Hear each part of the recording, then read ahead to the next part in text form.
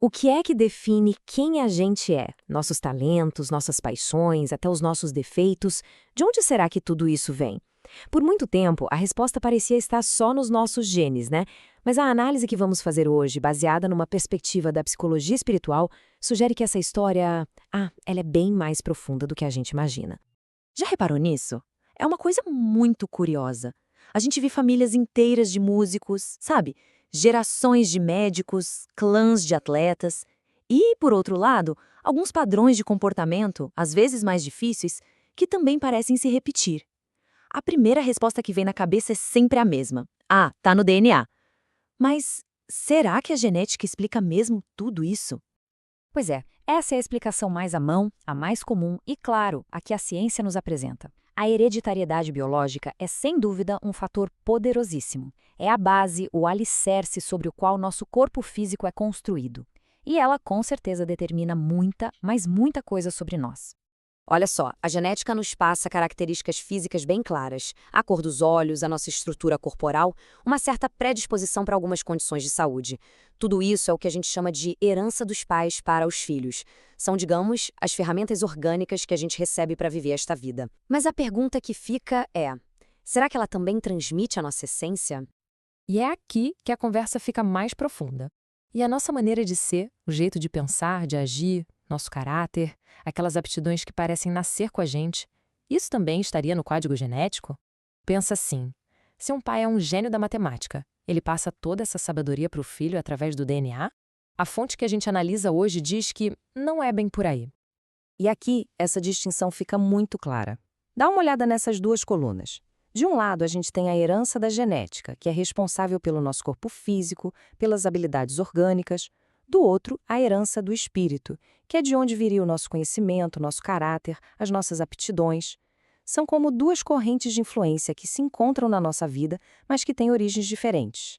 Então, a ideia central dessa visão é a seguinte: cada pessoa é, em essência, um espírito imortal. E como espírito, cada um de nós acumula conhecimento, experiências, virtudes e até dificuldades ao longo de muitas e muitas vidas. Essa seria a nossa verdadeira herança, sabe? Aquela que define quem a gente é por dentro, muito antes desta vida atual sequer começar. Bom, essa é a pergunta de $1 milhão, não é mesmo? Porque se os talentos são do espírito e não vêm nos genes, por que a gente continua vendo famílias de artistas ou de cientistas? Seria só uma baita coincidência? A resposta, segundo essa linha de pensamento, está num princípio fundamental. E o princípio é este aqui: afinidade. Não se trata de acaso, de sorteio, mas sim de atração.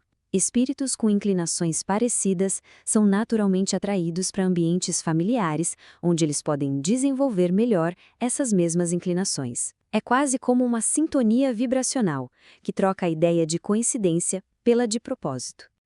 Vamos pegar um exemplo bem claro para entender. Imagina um espírito que, em outras vidas, desenvolveu um talento enorme para a música. Na hora de reencarnar, ele vai buscar um lar onde essa aptidão possa florescer de novo. Uma família de músicos oferece um ambiente perfeito, os estímulos certos e, quem sabe, até uma genética com um sistema auditivo mais apurado para facilitar essa jornada. O mesmíssimo raciocínio vale para os esportes. Um espírito que já tem um histórico de disciplina física, de competição, vai se sentir atraído por um meio onde essas características são valorizadas. A herança biológica pode até ajudar com um corpo forte, mas a vontade, a aptidão, a garra, isso viria do espírito. Mas é importante notar que a afinidade não se aplica só aos talentos. Ela também pode se manifestar nos desafios.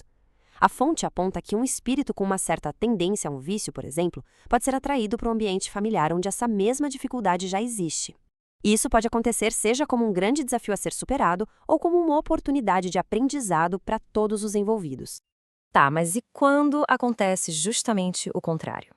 Todo mundo conhece uma história da ovelha negra da família. Aquela pessoa que é completamente diferente de todo mundo, que parece não se encaixar nos padrões, que segue um caminho totalmente oposto. O que isso significa? A gente poderia pensar que a ovelha negra é a exceção que invalida toda essa regra da afinidade. Mas, segundo esta análise, é exatamente o contrário. A existência dessa figura é, na verdade, a maior prova de que a hereditariedade não é a rainha de tudo. Pensa comigo. Se o caráter fosse definido só pela genética e pelo ambiente, a ovelha negra simplesmente não teria como existir, concorda? A presença dela, com gostos, valores e um jeito de ser tão diferente, aponta para uma origem que vai muito além da herança daquela família. E essa diferença toda não acontece por acaso. De acordo com a fonte, ela atende a um tipo de compromisso espiritual. Às vezes, o espírito nasce naquele meio diferente, para aprender algo que só aquele contraste pode ensinar.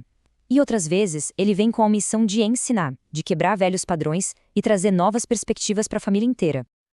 Então, aquele debate clássico entre o que é da natureza e o que vem da criação, ele fica incompleto. Fica faltando uma terceira peça, uma peça fundamental que dá sentido a todo esse quebra-cabeça da identidade humana. Vamos ver agora como tudo isso se junta. E aqui está a grande síntese. A nossa personalidade seria o resultado da interação de 3 pilares. Primeiro, e o mais importante, a formação do espírito, que é toda a nossa bagagem, todo o nosso histórico de vidas. Segundo, o corpo biológico que a gente recebe pela hereditariedade, com suas forças e limitações. E terceiro, o meio, o ambiente e as experiências da vida atual, que vão moldando e desafiando o espírito a se manifestar. Tudo isso nos leva a uma reflexão final e bem pessoal.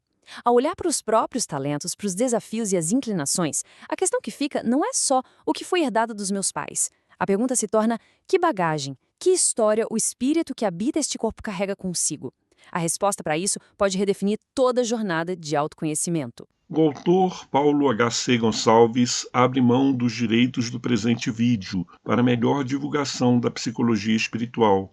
Mais informações a respeito da psicologia espiritual você encontra pesquisando Paulo H.C. Gonçalves na Amazon. Muito obrigado.